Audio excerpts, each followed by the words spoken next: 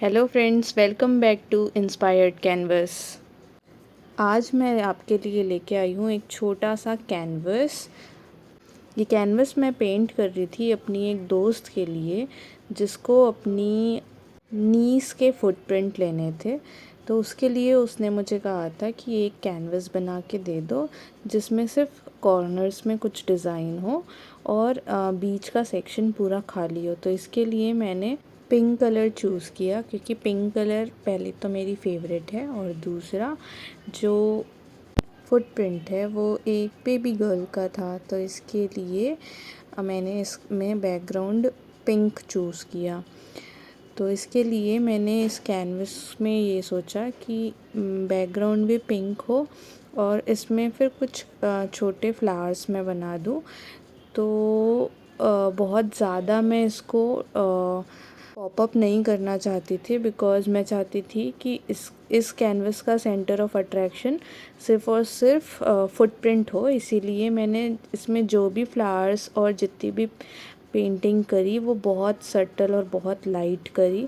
आप ये कैनवस देख के बताना आपको कैसी लगी पेंटिंग। फुटप्रिंट लेना सिर्फ एक क्यूट मेमोरी नहीं होती, ये एक मोमेंट फ्रोज़न इन टाइम होता है।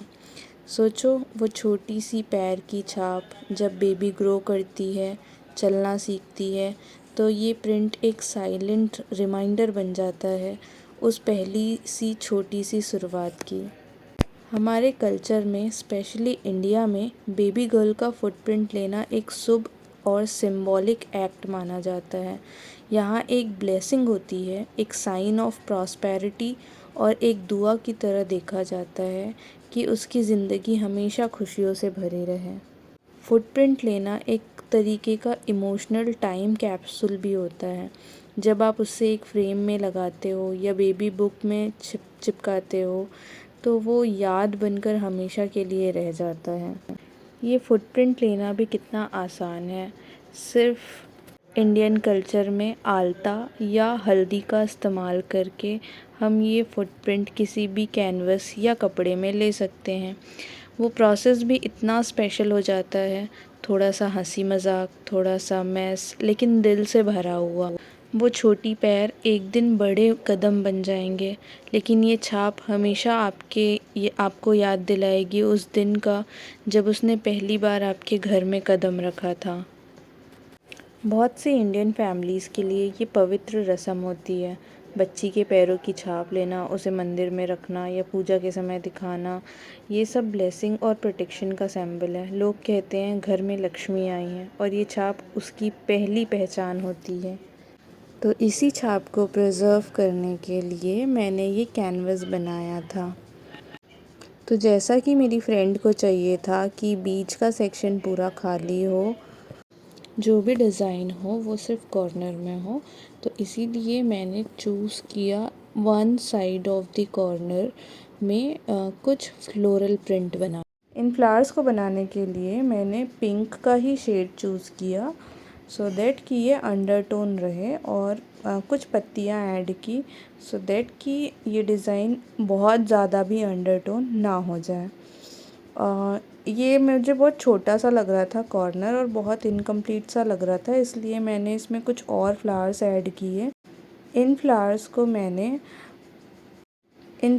मैंने बेल से कनेक्ट कर दिया। बेल को मैंने बनाया था ग्रीन कलर से। अब ये बेल बहुत खाली लग रही थी, तो इसलिए मैंने इसमें कुछ पत्तियां भी ऐड कर दी।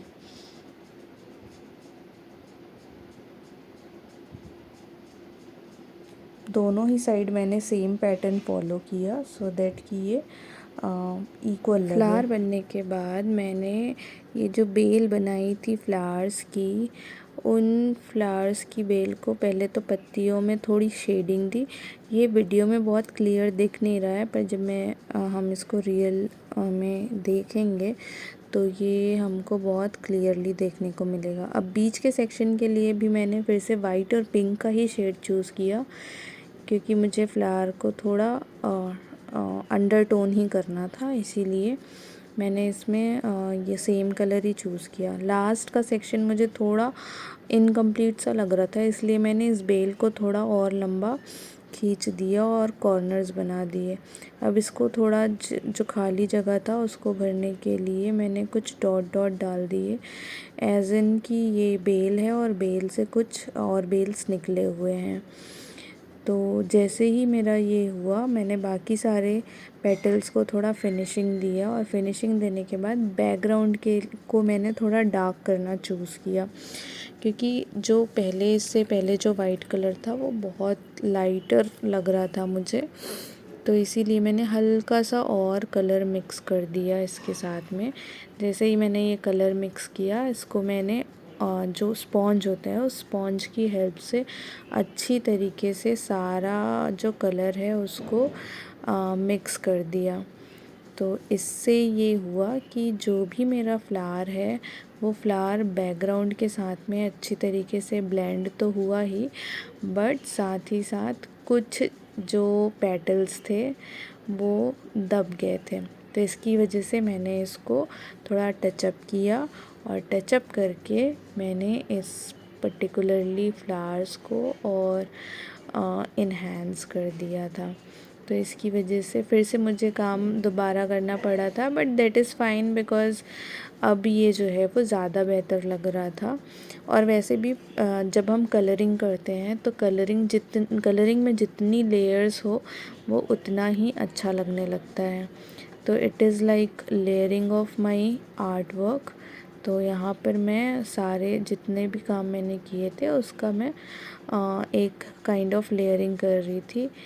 आप देख सकते हो सारी पत्तियों को मैंने थोड़ा डिटेलिंग दिया हुआ है कि मैंने डार्कर शेड में एक लीफ बनाई है और उनके नर्व्स को मैंने थोड़े लाइटर शेड में बनाया है।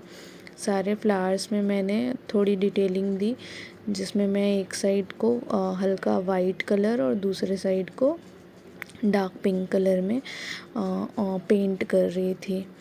तो इस तरीके से ये पूरा लुक जो है वो तैयार हो गया था। इस कॉर्नर में इसको लगाने से आप फ्रेम को किसी भी तरीके से रख सकते हो, चाहे तो आप इसको नीचे की तरफ रख लो, चाहे तो आप ऊपर की तरफ रख लो, चाहे तो आप किसी भी साइड में इसको डाल सकते हो। ये था इस पूरे कैनवस का फाइनल साइड। अब आप देखेंगे जब मेरी फ्रेंड ने उस पर फुटप्रिंट लिया और ये इतना प्यारा लग रहा था। Thank you for watching. मिलते हैं नेक्स्ट वीडियो में।